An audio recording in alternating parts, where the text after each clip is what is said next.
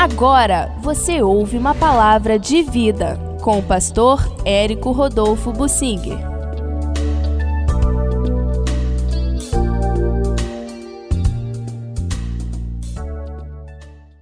Vamos lembrar a atuação de Jeú, que para nós ilustra a soberania de Deus. Jeú era um homem comum, carnal, mundano, violento, que se tornou militar e era um capitão de tropas. E por isso mesmo Deus o escolheu para cumprir uma missão importante. Deus tinha uma missão que era desarraigar a casa de Acabe.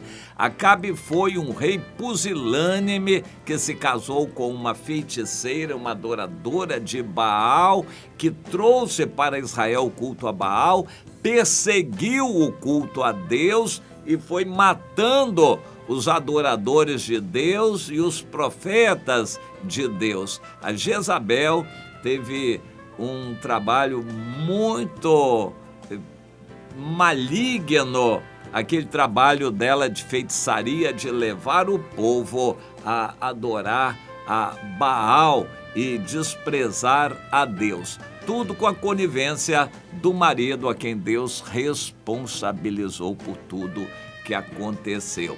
E o Acabe morreu. Há um relato interessante na Bíblia que envolve o profeta Micaías, contemporâneo de Elias. E o Micaías profetizou, tudo aconteceu como ele tinha profetizado, não temos sinal do que aconteceu com o Micaías, mas a profecia se cumpriu, o rei Acabe morreu. Porém, a família dele, a descendência dele, a herança espiritual dele, o legado dele, tudo ficou.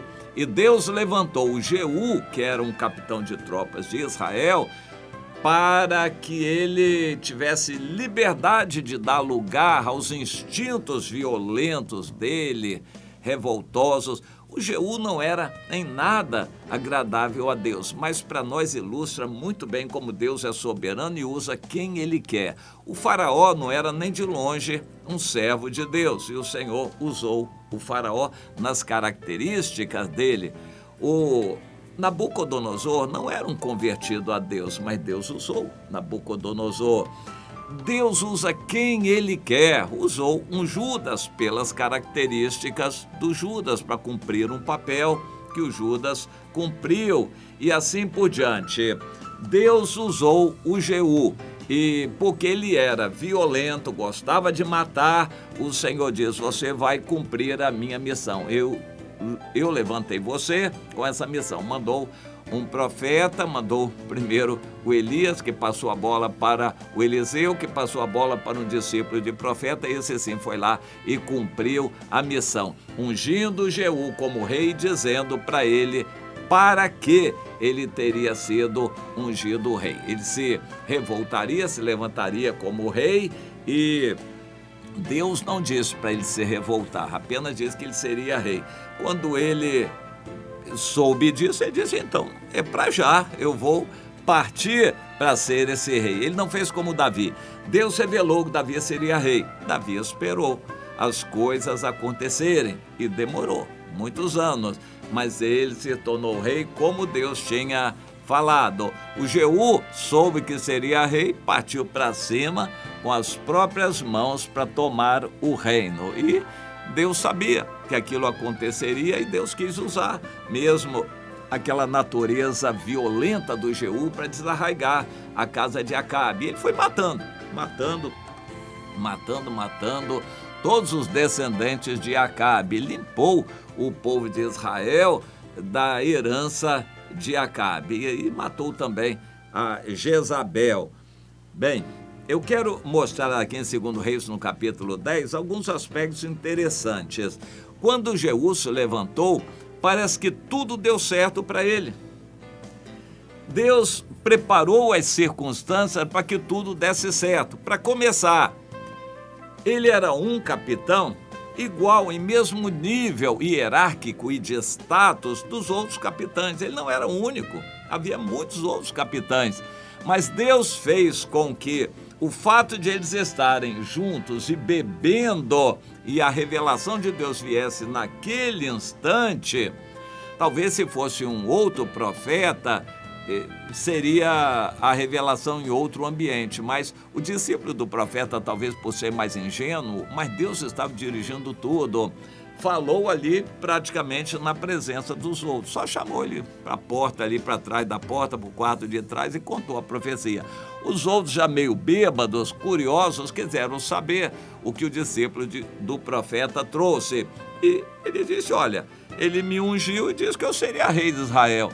Deus fez aquilo acontecer para que o Jeú não tivesse problemas com os outros colegas capitães. Os outros, sabendo, disseram, então é para já. Se Deus falou e vai ser rei, então para nós você já é rei. Pode assumir aí, nós estamos contigo. E ele partiu para matar, saiu matando quem encontrava pelo caminho. Há um aspecto aqui muito interessante. Ele começou com Jezreel, onde estava a Jezabel e a família de Acabe, depois ele foi para Samaria, a capital. Quando chegou em Samaria, ele mandou recado para os tutores da cidade, dizendo, vocês estão aí com a família de Acabe, vocês têm o exército, armas, vocês têm aí o palácio, as condições. Então, vocês escolham o melhor e mais capaz dos filhos do vosso Senhor, ponde sobre o trono do seu pai, e então pelejai pela casa do vosso Senhor. Ou seja, se ajuntem, se preparem e vamos guerrear. E eu estou aqui. Mas aqueles homens temeram muito e pensaram, 2 reis não puderam resistir a ele. O rei de Judá foi morto. E o rei de Israel também foi morto. Era o Acasias, filho do Acabe, e o rei de Israel e de Judá, os 2 reis, o Jeú matou. E eles, que não eram de guerra, que eram burocratas do palácio, digamos assim, disseram, 2 reis não puderam resistir a ele, como nós vamos fazer uma guerra contra ele? Então, nem temos condições. E mandaram o recado, seu Jeú, estamos aqui para te servir, fazer o que o senhor quiser e vamos te obedecer. Ele disse, então se é assim, vocês peguem todos esses filhos de vosso senhor, esses 70 descendentes de Acabe que estão aí com vocês, e mandem a cabeça deles aqui para mim amanhã e tal. E premidos pelas circunstâncias, eles fizeram isso, mataram os 70. Eles eram pagos, assalariados pelo governo para tomar conta dos 70 filhos do Acabe, filhos, descendentes, netos, sobrinhos, etc. Eles eram pagos para tomar conta. Mas o Jeú chega, cheio de poder e desafio, e eles acabam matando os próprios que eles tomavam conta. Então, é interessante a gente observar isto. Os ventos eram favoráveis ao Jeú, tudo acontecia, inclusive as pessoas que cuidavam do Acabe agora obedeciam ao Jeú. A história registra muitos fatos interessantes. O Napoleão Bonaparte, certa vez, sozinho, conversou com o exército, mudou a cabeça dos militares e o exército que estava contra ele passou a ser a favor dele. Muitas vezes isso acontece. Logo depois dessa época, em Judá, havia uma filha da Jezabel, a Atalia, que assumiu o reino. Ela saiu matando todos os homens da família que poderiam concorrer ao reinado, e ela matou para ela reinar absoluta, sozinha. E ela reinou por 6 anos em Judá, e aconteceu violência e tudo mais. Ela mandava e o povo tinha medo dela. Quando o sacerdote Joiada promoveu uma revolta, ele ficou surpreso. A nação inteira inteira apoiou a revolta. Ninguém gostava daquela mulher. Os próprios soldados que estavam a serviço dela é que a mataram. E ela não teve ninguém a favor dela. Deus faz isso acontecer. A política mostra que há pessoas que são volúveis. Hoje estão contra, amanhã vão ser a favor. E os ventos fazem acontecer dessa ou daquela maneira. O mundo empurra a política numa direção, Deus empurra numa outra. Deus é quem promove as circunstâncias. Eu não vou me esquecer daquela situação nos Estados Unidos, quando um candidato à presidência pelo Partido Conservador, de direita, estava fazendo campanha. Ele disse que um determinado órgão chamado FEMA, que fazia previsão de furacões, ciclones, etc., e ele disse que esse órgão era desnecessário, que não precisava dele e que essa tarefa podia ser passada aos estados e o governo federal iria economizar os gastos com aquele órgão FEMA. E fez campanha sobre isso, maneira de diminuir o estado e economizar. Deus mandou, praticamente uma semana antes das eleições, um furacão de grandes proporções que fez um estrago. Pronto, ficou claro para todo mundo. Ele achou que aquele órgão não era necessário para prevenir um furacão. E aí um furacão veio e acabou com a candidatura dele. Ou seja, ele ficou sem jeito, se explicando. Não vou acabar. Aí perdeu moral, perdeu a votação e perdeu a eleição. Deus dirigiu as coisas. Deus não queria que ele fosse eleito. Deus preparou o ambiente para que ele não fosse eleito. Deus enviou o furacão. Deus envia circunstâncias para promover a sua vontade. Deus é soberano.